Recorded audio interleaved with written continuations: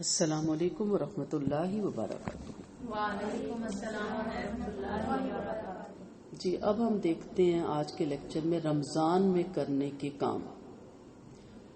سب سے پہلی چیز ہوتی ہے نیت کی درستگی۔ روزہ خالص آخرت کے اجر کے لیے رکھیے۔ آپ صلی اللہ علیہ وسلم نے فرمایا جس نے دکھاوے کا روزہ رکھا اس نے شرک کیا۔ عمل کا دار و مدار نیت بھی ہے۔ ہمارے یہاں ہم وراثتی مسلمان ہیں، سرٹیفکیٹ کے مسلمان ہیں، رمضان کا مہینہ آتا ہے ہم اسی میں شامل ہو کے روزے رکھنے شروع کر دیتے اور کبھی ہم نے نیت دہرائی بھی نہیں۔ کچھ لوگوں سے میں نے کہتے سنا کہ چلو ایسے تو ڈائٹنگ نہیں ہوتی، اس طرح ڈائٹنگ بھی صحیح۔ یہ جملے روزے کو خراب کرتے ہیں۔ کچھ روزہ رکھ کے ہم اس قدر دہراتے ہیں اور اس قدر جتلاتے ہیں اور اس قدر بتاتے ہیں کہ جیسے ہم بڑا احسان کر رہے ہیں، تو وہ بھی روزے کو ضائع کر دیتا ہے۔ نیت درست کریں کہ میں نے یہ روزہ خالص اللہ کے لیے رکھنا ہے۔ بھوک لگی ہے، پیاس لگی ہے، میری زبان پہ لفظ نہ آئے۔ گرمی لگی ہے، گھبراہٹ ہو رہی ہے، آج تیز گرمی ہے، آج زیادہ سخت روزہ ہے، یہ دہرانا بھی اس روزے میں وہ خوبی نہیں باقی چھوڑتا۔ بھوکا پیاسے ہی رہ جاتا نا صرف بندہ۔ اس طرح آپ نے درست کرنی ہے نیت کہ اللہ تعالیٰ کچھ بھی ہو جائے میری زبان پہ کوئی ایسا جملہ نہ آئے۔ دوسری چیز جو ہے آپ کی نمازوں میں سرگرم رہنا ہے۔ ہمیں نماز کو اپنے معمولات کا سب سے اہم حصہ بنانا چاہیے، اور اس میں بھی سب سے بڑی بات ہے کہ تکبیر اولا کے ساتھ نماز پڑھیں اور باجماعت پڑھیں۔ چلے ہم خواتین ہیں، مسجد ہم نہیں جا سکتی 5 وقت، آپ گھر میں اپنی بیٹیاں بہنیں آپ مل کے بھی اہتمام کر سکتے ہیں۔ 2 بندے بھی ہوں تو کہا جاتا ہے جماعت کریں۔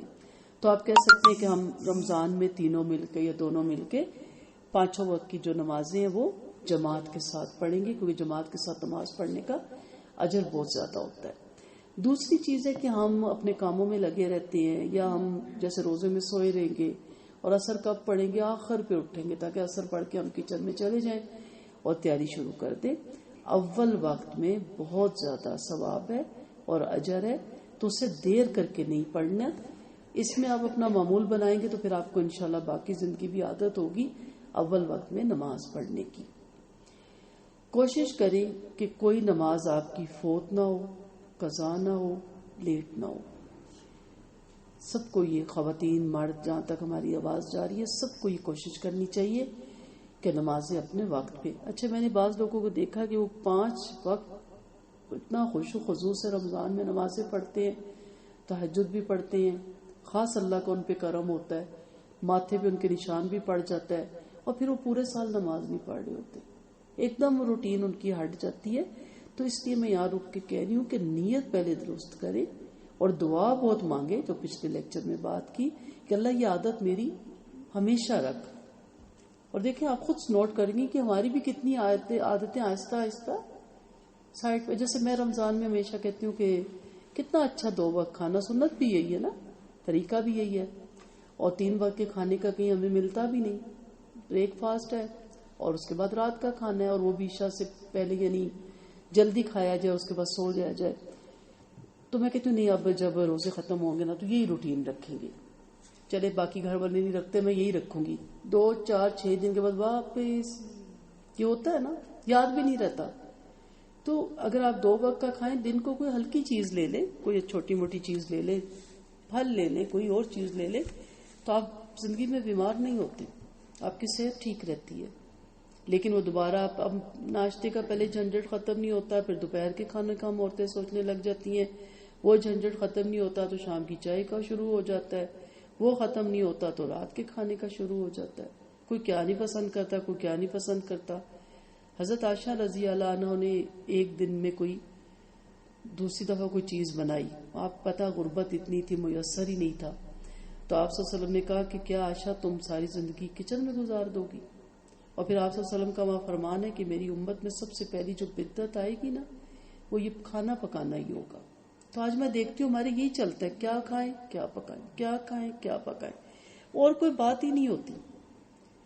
پہلے مہمان آتے تھے کہ چلو دل خوش ہوگا، گپ شپ لگائیں گے، عرصے بعد ملیں، اب ہماری نا گھنٹی بج جاتی ہے کیا کیا رکھنا ہے، کیا کیا اب رکھتے رہتے ہیں، اٹھاتے رہتے ہیں، رکھتے رہتے ہیں، اٹھاتے رہتے ہیں، مہمان کے جانے کا وقت ہو جاتا ہے اور آخر میں ہم کیا کہتے ہیں، اب بیٹھ ہی نہیں سکے، آرام سے بات ہی نہیں کر سکے، تو بیٹھتے نا آرام سے. تو اس لیے کوشش کریں کہ جو بھی آپ نیت کریں اس سے پھر بعد میں بھی پورا سال پابندی کریں. ایسی چیزیں اپنے اوپر پابند نہ کریں جو ربانیت کی طرف جاتی ہیں. میں نے تو ویسے اپنی ایک بات شیئر کی کہ مجھے اچھا لگتا ہے کہ 2 وقت کی رکھا جائے، صحت اچھی رہتی ہے، لیکن نماز تو فرض ہے نا. پھر اسی طرح آپ کہتے ہیں اس کے بعد میں نا یہ شوال کے بھی 6 روزے رکھوں گی، یاد ہی نہیں رہتی. یا آپ کہتی ہیں انشاءاللہ اس کے بعد میں سوار اور جمعرات کا ہمیشہ روزہ رکھوں گی، بھول گئے. یا آپ کہتی ہیں کہ میں ایام بیس کے ضرور روزے رکھا کروں گی. بڑا مزہ آ رہا ہوتا ہے نا روزوں میں، لگتا ہے میں بعد میں بھی ایسے ہی رہوں گی. روزہ ختم ہوتا ہے 1 2 3 4 دن کے بعد آہستہ آہستہ آہستہ ہم اپنی پرانی روش پہ لوٹ آتے ہیں. تو کوشش کریں کہ یہ چیز ہمیشہ کے لیے عادت بنے. تیسری چیز جو رمضان میں کرنے والی ہے، انفاق فی سبیل اللہ. آگے چلنے سے پہلے میں رک کے کہوں گی کہ انفاق صرف مال کا نہیں ہوتا، اخلاق کا بھی ہوتا ہے، کردار کا بھی ہوتا ہے، معاملات کا بھی ہوتا ہے. ٹھیک ہے، آپ اگر سحری افطاری اپنے ذمہ لے لیتے ہیں تو یہ بھی انفاق ہی ہے. یہ ضروری نہیں کہ میرے پاس تو پیسے ہی کو نہیں، میں اتنی غریب یا میں بہت تھوڑا دے پاتی ہوں. آپ اس میں جو ہیلپ کرواتے ہیں وہ آپ کا انفاق فی سبیل اللہ. ایک عالم نے کہا کہ سب سے زیادہ ثواب تو عورتیں کما جاتی ہیں روزے میں. اچھا، گھر والوں کے لیے بھی افطاری بناتی ہیں، مہمانوں کے بھی افطاری کرتی ہیں، بہت ثواب ہے. اور مساجد میں بھی بھیجتی ہیں، نیبرز میں بھی وہی بھیجتی ہیں نا، مرد بیچارہ کہاں سے بنا کے بھیجے. بہت ثواب کماتی ہے، کتنی خوشی سے کر رہی ہوتی ہے. اسی کو اگر خوش دلی سے کیا جائے اور آگے بڑھ بڑھ کے کیا جائے اور دوسروں کے ہاتھ سے لے لیا جائے تو وہ بھی ان کے لیے سخاوت ہی میں آتا ہے. وقت بھی لگائے، ٹھیک ہے، کوئی کام اپنے ذمہ لے لے، یہ میں کروں گی. اسلاف میں جو ہم پڑھتے ہیں تو بچوں کو کہا جاتا تھا کہ آپ افطاری کی چیزیں رکھیں، آپ سب کے پلیٹ میں کھجورے ڈالیں کہ ان کو کرنے کا شوق پیدا ہو. ہمارے یہاں منہ وصول کے بیٹھے ہوتے ہیں، پہلے مجھے نہیں دیا. غلط ہے نا، ہم بچوں کی تربیت نہیں کر رہے نا. بچوں کی ابھی سے تربیت کریں، اپنی بھی کریں. خیر اپنی نہیں ہے تو بچوں کی کیا کریں گے کہ سب کے آگے پلیٹیں خود رکھیں، خود جو بھی ڈالنا ہے خود ڈال کے دیں. نہیں مریں گے، ہمیں اپنی پڑی ہوتی ہے، بھکلائے ہوتے ہیں ہم روزے میں. تو انفاق فی سبیل اللہ ہم نے پوری کلاسوں میں یہ بارہا پڑھا کہ جو بھی صلاحیت آپ کے اندر ہے وہ اللہ کی راہ میں لگانے کا نام انفاق فی سبیل اللہ ہے. نبی کریم صلی اللہ علیہ وسلم رمضان میں بہت ہی سخی ہو جاتے تھے، بہت سخاوت کرتے تھے. اور آپ کی سخاوت چلتی ہوئی ہوا سے زیادہ ہوتی تھی. تھوڑا سا پلان کر لیں کہ میں نے روزانہ چلے، میں غریب ہوں، میرے پاس زیادہ نہیں، میں نے روح افزا ہی بنا کے 1 بوتل مسجد میں بھیج دینی ہے. اتنا تو کر ہی سکتے ہیں نا. پانی ڈلتا ہے، تھوڑی چینی ڈلتی ہے، تھوڑا سا روح افزا ڈلتا ہے، جتنی اوقات ہے. اور جو بہت جن کو اللہ نے نوازا ہے بہت کرے. اگلا رمضان آئے یا نہ آئے ہم نہیں جانتے. اور پھر اس کا اجر بھی دیکھیں 70 گنوں سے بھی زیادہ بڑھا دیا جاتا ہے. تو جتنا آپ سے ہو سکتا ہے انفاق فی سبیل اللہ. اور بس پلاننگ بنا لینا کہ اچھا میں یہ تو تھک جاتی ہوں، مجھ سے یہ تو نہیں بنتی چیزیں، یہ آسان ہے جس سے میری عبادت میں بھی خلل نہ آئے، جس سے میں تھکوں بھی نہ، ریاکاری بھی نہ ہو، دکھاوا بھی نہ ہو. یہ چیز میں پورے رمضان روزانہ صدقہ کروں گی. ٹھیک ہے، تو یہ ضرور پلان کریں. ایسا نہ ہو کہ روزے سارے گزر جائیں اور آپ کے میں نے تو بس واقعی کی ہیں، بس 5 وقت کی نماز پڑھ لی. یہ ضرور ذہن میں رکھیے گا کہ اس دفعہ مجھے کیا کرنا ہے. تو ابھی سے اس کی پلاننگ کریں کہ کیا چیز آسانی سے میں بنا سکتی ہوں یا کیا چیز میں آسانی سے کسی کے لیے کر سکتی ہوں. سحر اور افطار کے احکام میں آپ صلی اللہ علیہ وسلم نے فرمایا سحری میں برکت ہے، اسے ہرگز نہ چھوڑو. اگر کچھ نہیں تو اس وقت پانی کا 1 گھونٹ ہی پی لیا جائے، کیونکہ سحری میں کھانے پینے والوں پر اللہ تعالیٰ رحمت فرماتا ہے اور فرشتے ان کے لیے دعائیں خیر کرتے ہیں. اب دیکھیں اللہ تعالیٰ نے کوئی احسان نہیں ہے، نعوذ باللہ ہم کھائیں گے تو اپنی صحت کے لیے کھائیں گے، طاقت کے لیے کھائیں گے.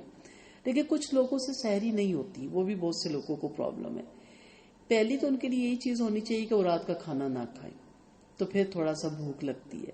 اور کچھ لوگوں کو پھر بھی نہیں لگتی تو پھر وہ کچھ نہ کچھ ایسی چیز ذہن میں رکھیں، جیسے دودھ پینا ہے، 3 کھجوریں کھا لینی ہے.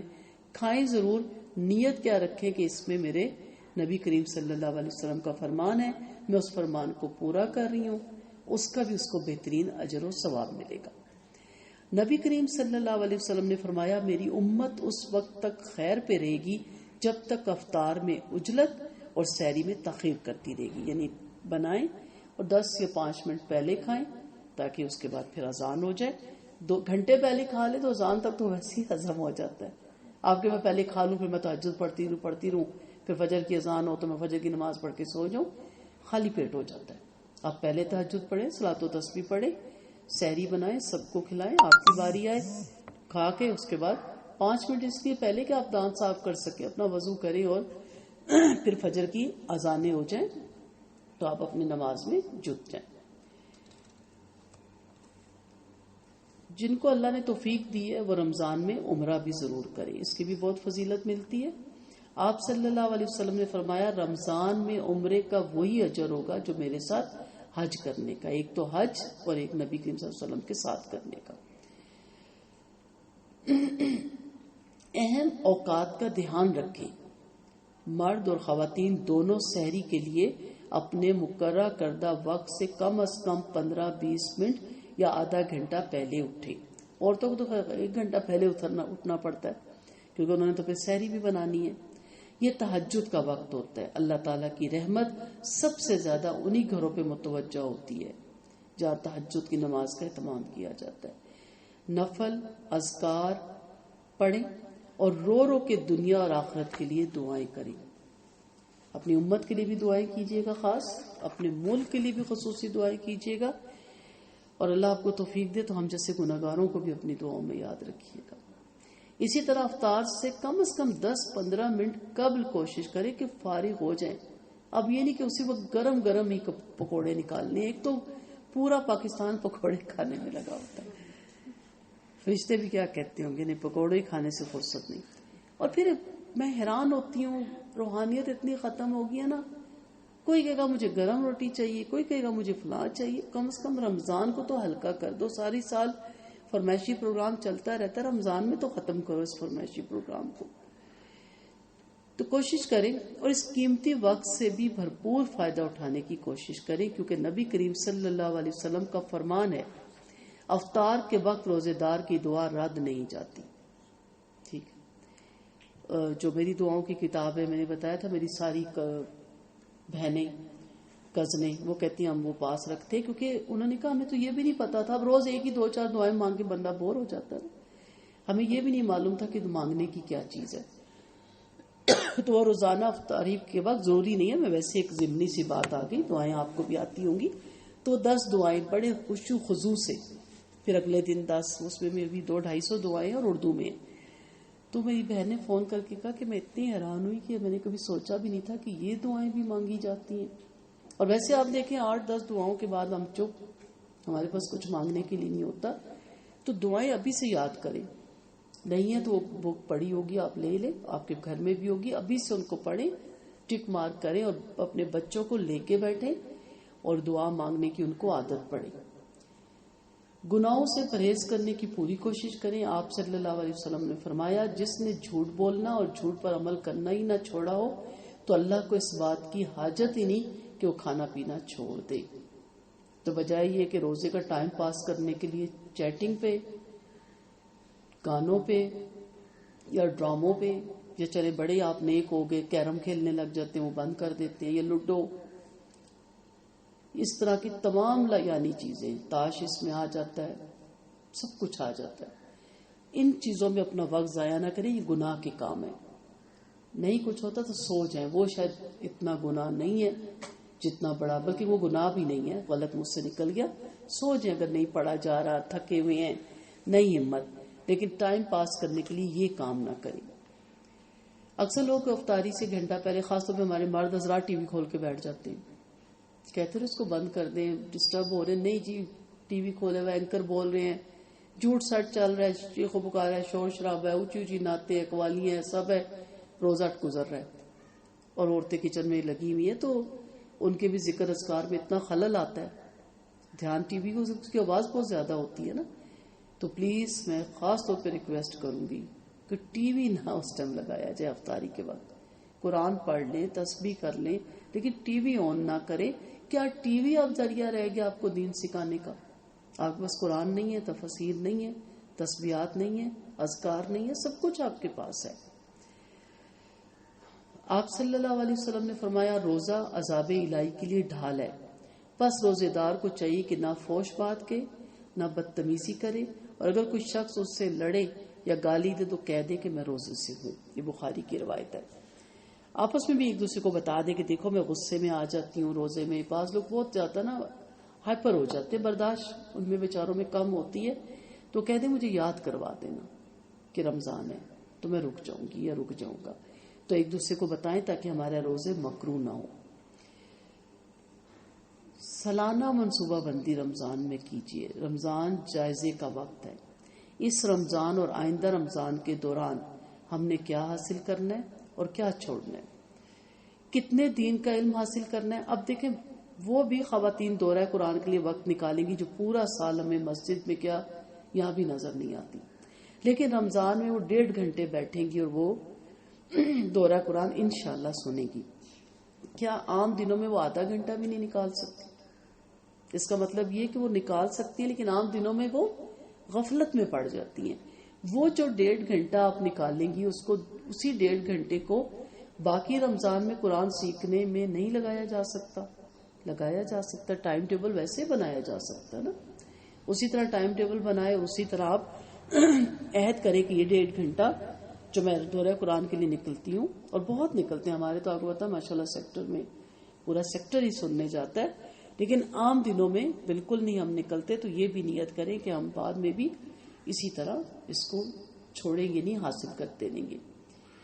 تو یہ ضرور دیکھنا ہے کہ کتنے دین کا علم حاصل کرنا ہے، آگے پھیلانا ہے، کون سی خوبیاں اپنے اندر اجاگر کرنی ہے اور کون سی برائیاں چھوڑنی ہے.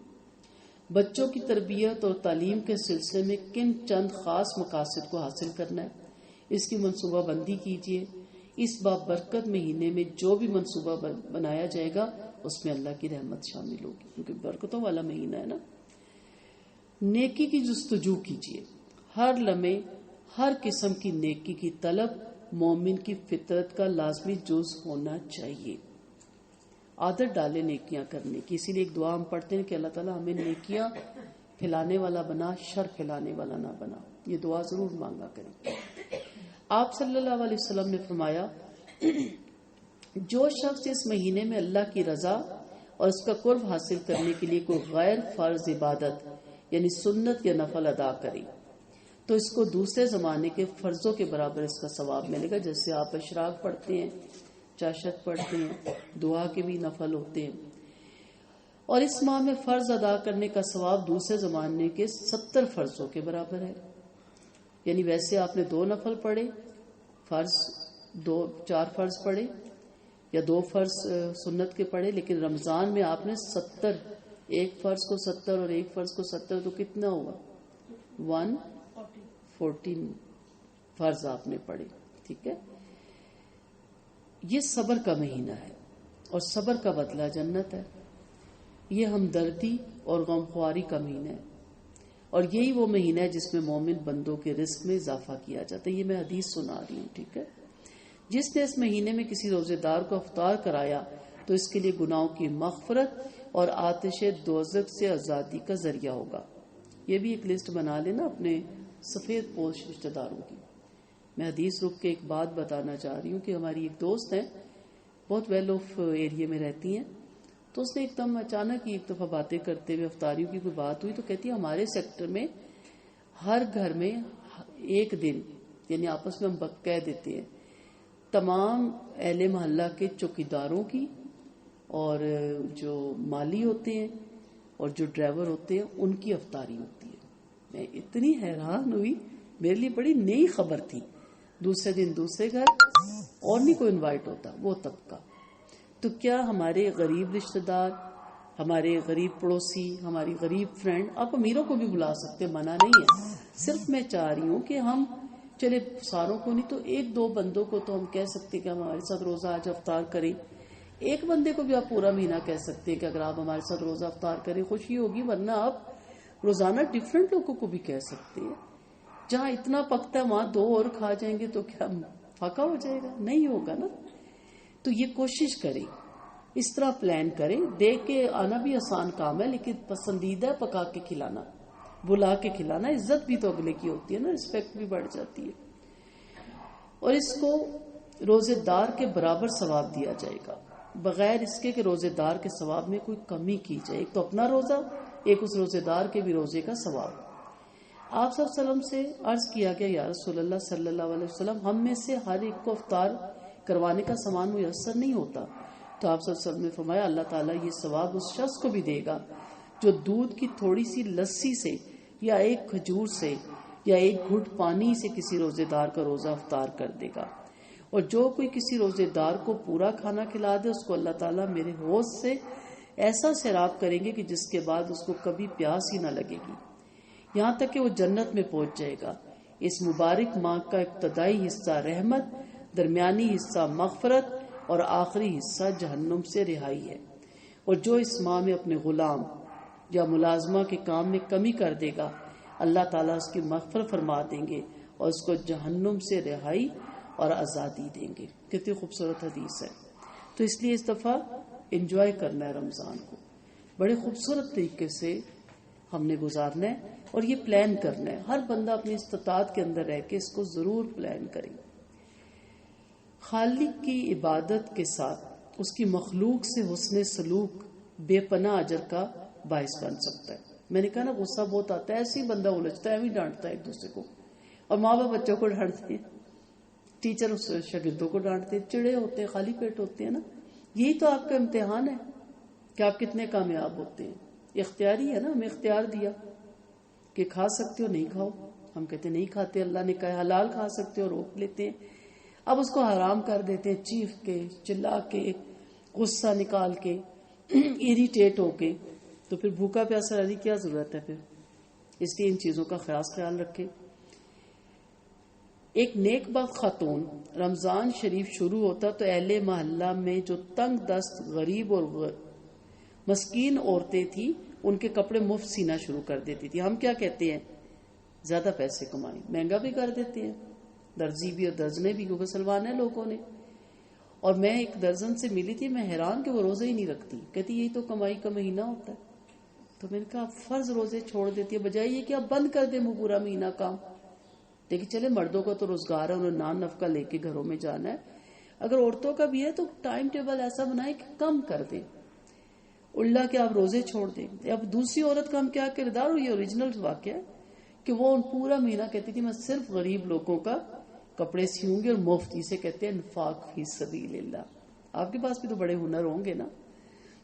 آپ کے چلے میری خود تو ضرورت نہیں، میں رمضان کے مہینے میں کسی کو کر دوں یہ چیز.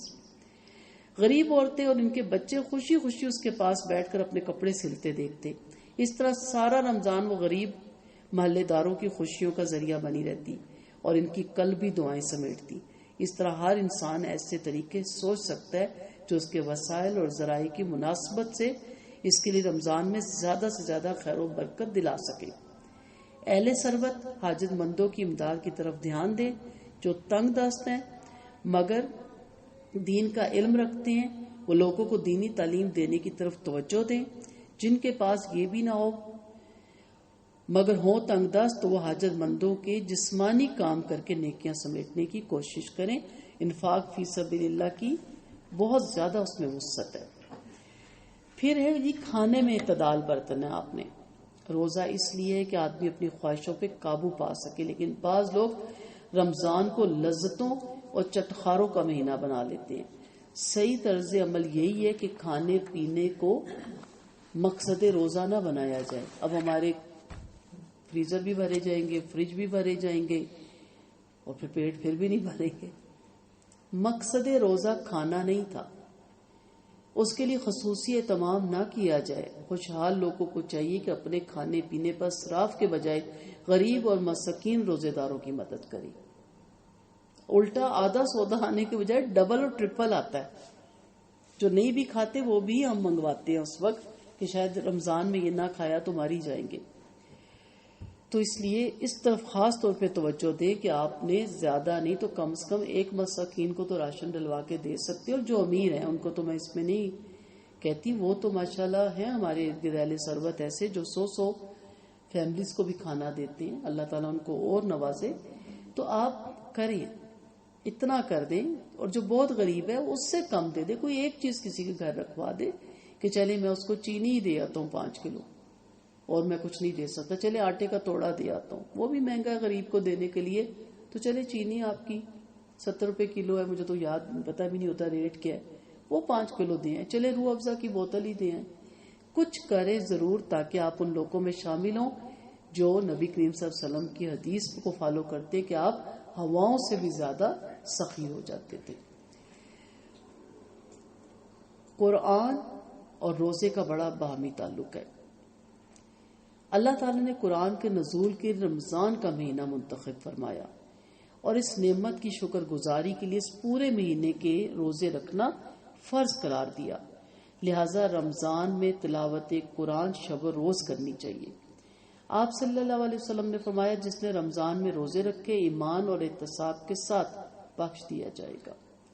اللہ کرے یہ رمضان ہماری بخشش کا سبب بنے اور اس کے تمام سابقہ گناہ، اور جس نے رمضان میں راتوں کو قیام کیا ایمان اور احتساب کے ساتھ بخش دیے جائیں گے اس کے تمام سابقہ گناہ۔ اللہ تعالی ہمیں ان لوگوں میں شامل کرے۔ آپ صلی اللہ علیہ وسلم کا فرمان ہے روزہ اور قرآن دونوں بندے کی سفارش کریں گے، یعنی اس بندے کی جو دن میں روزے رکھے گا اور رات میں اللہ کے حضور میں کھڑے ہو کر اس کا پاک کلام پڑھے گا یا سنے گا۔ روزہ عرض کرے گا اے میرے رب، میں نے اس بندے کو کھانے پینے اور نفس کی خواہش پوری کرنے سے روکے رکھا تھا، آج میری سفارش اس کے حق میں قبول فرمائیے۔ اور قرآن کہے گا کہ میں نے اس کو رات کے سونے اور آرام کرنے سے روکے رکھا تھا، اے اللہ تعالیٰ آج اس کے حق میں میری سفارش قبول فرمائیے۔